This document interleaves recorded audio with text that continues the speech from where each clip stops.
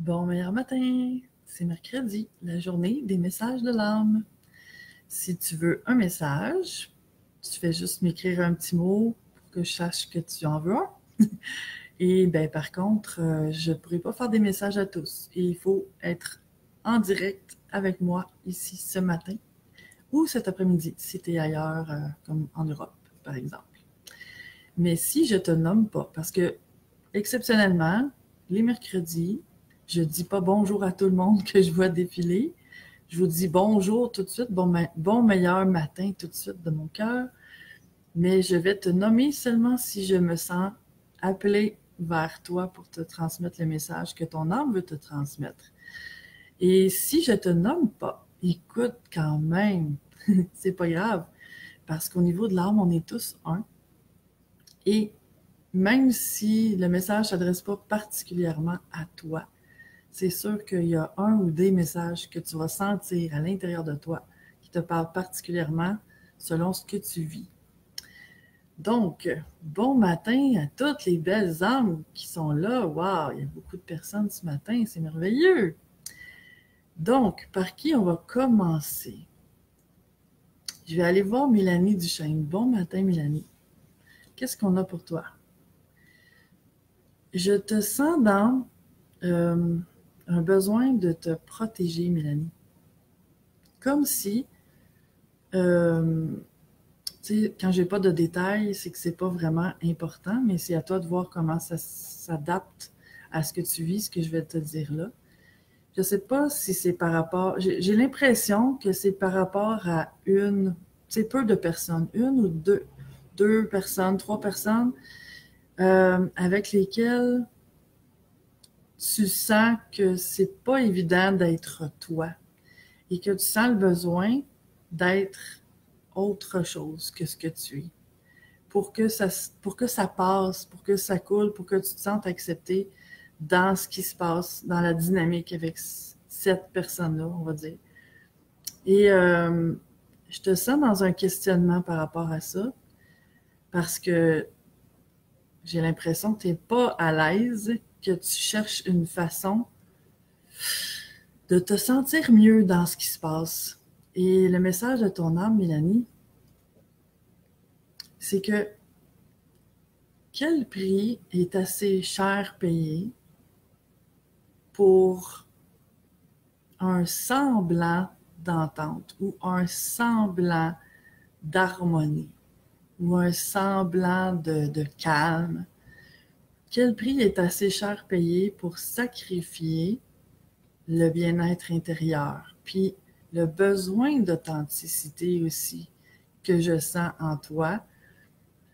Donc, c'est un peu ça le message de ton âme, c'est de te faire prendre conscience de ce que ça te coûte de faire ça par besoin de te protéger, par besoin d'éviter des conflits ou d'acheter la paix. Mais finalement, quand on achète la paix, ça coûte très cher. Et on finit par se rendre compte qu'il n'y en a pas de paix finalement. Il y a un semblant de paix à l'extérieur, mais à l'intérieur, c'est tout sauf ça. C'est ce que je reçois pour toi ce matin, Mélanie. Ton âme te pousse, et je sens que c'est vraiment, tu le sens, tu le vis, de dire comment je vais agir autrement. Et en fait, les gens qui ne sont pas dignes de te recevoir dans ce que tu es, c'est eux qui perdent, c'est pas toi. C'est ce que je reçois pour toi. On va aller voir maintenant qui je vais être guidée pour aller faire un petit message. Bon matin aux belles âmes qui se sont rajoutées. Je vais aller voir Céline Rio. Bon matin, Céline. Qu'est-ce qu'on a pour toi? Je sens que ce qui s'est passé dernièrement, ça concerne des accords brisés. Je suis pas certaine si c'est quelqu'un qui a dit qu'il ferait quelque chose et qui n'a pas respecté sa parole. C'est plutôt ce que je ressens.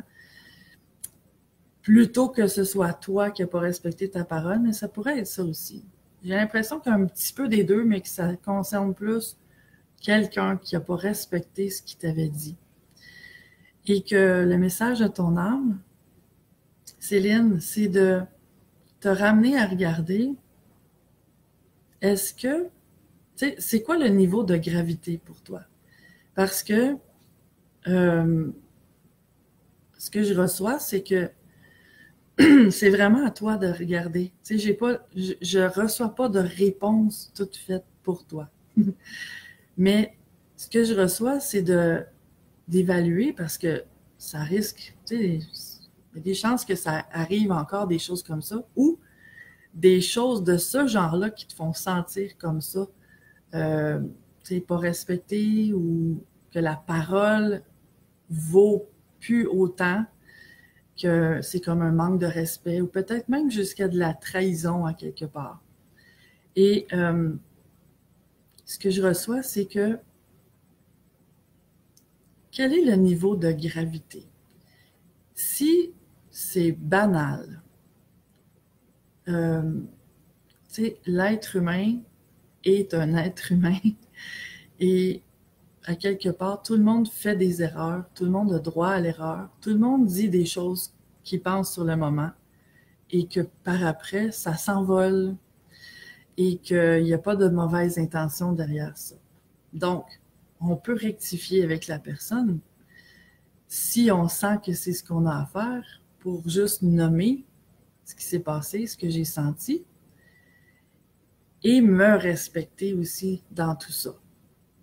Par contre, si c'est avec quelqu'un que j'ai un historique de ce genre de situation-là, quelqu'un qui jamais me respecte, qui c'est des belles paroles et qu'il n'y a jamais d'action, tu sais, que les bottines ne suivent pas du tout les babines. Ben là, c'est à moi de comprendre que le respect de moi, ça peut être de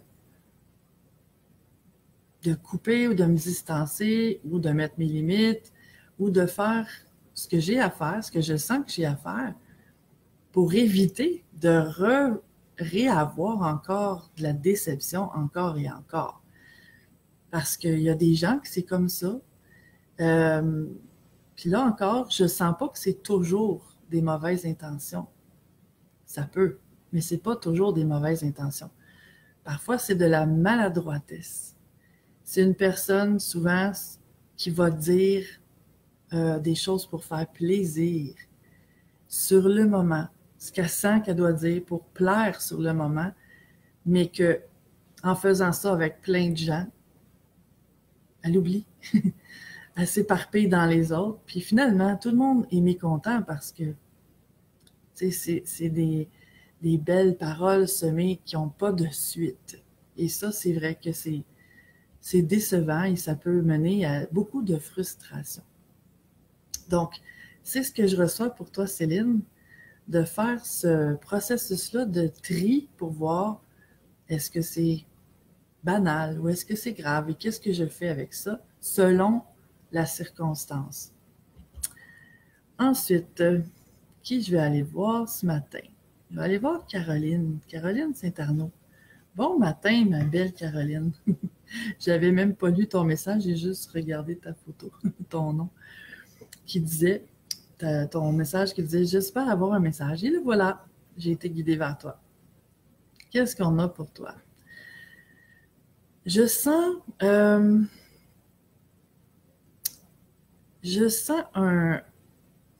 Comment je pourrais dire ça? Il y a comme une confusion. Je te sens que tu ne sais pas si tu peux te fier sur toi. Et que selon ce qui se passe autour de toi, je sens que il se passe des choses dernièrement, là, c'est vraiment ce que je sens que tu vis ces temps-ci. C'est des signes ou des situations qui te donnent de de l'espoir ou, comment je pourrais nommer ça, qui semble aller dans le sens de ce que tu voudrais, mais tu as un recul. Et ce que je reçois de ton âme, Caroline, c'est que c'est bien que tu fasses ça. De ne pas supposer rien trop tôt ou trop... de ne pas te laisser... j'ai vraiment de la difficulté à trouver les mots. De ne pas te laisser t'emballer, mais de garder ce recul-là, de prendre ce qui est vraiment là et non ce que tu penses que ça veut dire et de te fier vraiment à tes sens, ce que tu vois, ce que tu entends, ce que tu peux palper dans le monde tangible et que cette confusion-là va se clarifier. C'est ce que je reçois pour toi et en même temps, il y a comme un aspect là-dedans de réapprendre à te faire confiance. C'est comme la leçon qu'il y a derrière ça, qui se produit depuis plusieurs mois, là. C'est en processus. Mais pour réussir à te faire confiance dans ton ressenti, c'est que tu dois vraiment t'arrêter à sortir de toutes les suppositions ou de mettre un sens à quelque chose que peut-être en a pas, ou qui peut avoir un autre sens que celui que tu penses, mais de vraiment t'arrêter à la réalité, ce que tes sens perçoivent clairement, qui ne peut pas être ambigu, puis de laisser ta tête se reposer à trouver des significations à tout ça. C'est comme si tu es tellement à vouloir trouver le sens de un geste, une parole, un événement, que tu te perds là-dedans. Et ton âme te dit que là, c'est la leçon que tu es en train d'intégrer. De garder ce recul-là et de te fier à tes sens. Le mental, ben, c'est pas qu'il est trompeur, c'est qu'il sait pas la vérité. Il suppose plein de choses à partir de mon point de vue, de mes expériences, mes peurs, mes blessures, mes espoirs. Donc, c'est pas la vérité nécessairement, mais ce que je vois et ce que je vais vérifier avec la personne en cas de doute, ça, c'est les vraies choses. C'est ce que je reçois pour toi, ma belle Caroline. Qui je vais aller voir maintenant? Je vais aller voir Annie Tanguay. Bon matin, Annie. Qu'est-ce que je reçois pour toi? Je te sens, Annie, dans un besoin de verbaliser des choses. Et ça semble intense.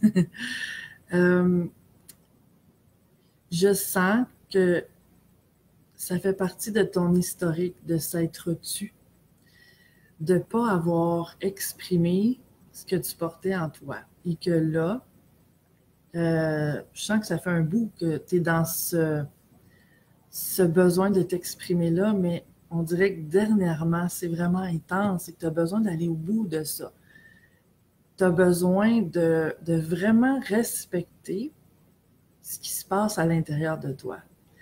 Et le message de ton âme, c'est que c'est merveilleux. Et pour que ça se passe bien, pour que ça se passe au mieux, ce que je reçois pour toi, Annie, c'est de t'assurer que tu parles de toi, que tu parles de ce que toi tu vis. Parce que ça, l'autre personne à qui tu aurais besoin de t'exprimer ne peut pas te contredire. Et que, tu sais, de faire attention, de pas... Parce que si je parle de moi, je te reproche rien. Je parle seulement de ce que j'ai vécu. Et c'est là où toute la communication prend son sens et son importance. C'est que si je parle de moi, je te partage mon angle de vision, ce que j'ai vécu. Ça enrichit la relation. Mais ça se peut que ce soit pas reçu de la façon que je voudrais que ce soit reçu. Et le message de ton âme, Annie, c'est aligné vraiment là-dessus. C'est que si tu as l'intention, si ton intention est de livrer ce que tu ressens, ce qui s'est passé pour toi, sans que ce soit de faire comprendre quoi que ce soit à l'autre ou de vouloir le changer, de vouloir lui montrer qu'il agit d'une façon que tu n'as pas aimée. Tu sais, si ton intention est simplement de t'ouvrir pour lui montrer ce qui est là en toi, c'est la meilleure façon que ça se passe bien. Les chances sont plus fortes que ça se passe bien. Par contre, il y en a toujours qui ont de la difficulté à recevoir l'autre. Et si jamais ça arrive, c'est aussi ce que ton âme m'envoie, c'est que ça te montre à quel point la personne est ouverte à ce que votre relation fonctionne. Parce que c'est ça aussi, hein? Peu importe le niveau de relation, là, que ce soit quelqu'un de proche, famille, amis, que ce soit une connaissance, que ce soit un collègue de travail, que ce soit peu importe qui. Si l'autre est capable de me recevoir, de m'entendre, puis qu'on communique ensemble pour regarder comment ça pourrait s'améliorer, ce qui se passe entre nous, ça, c'est une vraie relation. Si l'autre se ferme à ce que j'ai à dire, si même le fait de lui exprimer que je me sens comme ça, il ne le reçoit pas, le niveau de relation, il n'y a pas d'intimité dans la relation. Puis là, quand je parle d'intimité, c'est pas que en couple, hein? C'est que je sois capable d'être moi, que je sois capable de me partager à l'autre. Ça, c'est un niveau d'intimité qu'on ne rejoint pas avec tout le monde. Et si quelqu'un n'est pas capable de me recevoir là-dedans, ben c'est signe que cette relation-là n'est pas destinée à ce niveau d'intimité-là, à ce niveau de profondeur-là, que peut-être moi j'ai besoin, que peut-être moi j'ai envie, mais que ça ne sera pas possible, en tout cas pas à ce moment-ci, avec cette personne-là, qui n'a pas le niveau d'ouverture nécessaire pour qu'on se partage vraiment. C'est ce que je reçois pour toi, Annie. Je vais aller voir maintenant qui je vais aller voir. Sylvie Doré. Bon matin, Sylvie. Joanne qui dit beaucoup de communication ce matin. Oui, c'est vrai, hein? Il y a souvent des messages qui se recoupent, hein? Donc, pour Sylvie, qu'est-ce que je reçois pour toi, Sylvie? Je reçois un besoin de comme, le mot qui me vient, c'est de t'étaler, de te déployer. C'est comme si tu sortais d'une période où tu t'es sentie restreinte, refermée, même j'ai envie de dire cachée. Et que là, ton âme te pousse à te montrer, à oser dévoiler qui tu es, puis oser parler de ce que tu fais. Il y a comme cette énergie-là d'étendre, pas juste à un petit cercle de personnes qui te connaissent de près, mais de prendre de l'expansion. Et ça, ce que ton âme me dit, c'est que ça ne se fera pas tout seul. C'est toi qui as à te montrer, qui as à oser vraiment montrer des aspects de toi que jusqu'à présent, pas beaucoup de monde qui a eu accès. Et c'est ce que je reçois pour toi, ma chère Sylvie. Qui je vais aller voir maintenant? J'ai vu un nom tantôt que je sentais que c'était pour être la prochaine personne. C'est Lorraine Le Breton. Bon matin, Lorraine. Qu'est-ce que j'ai pour toi?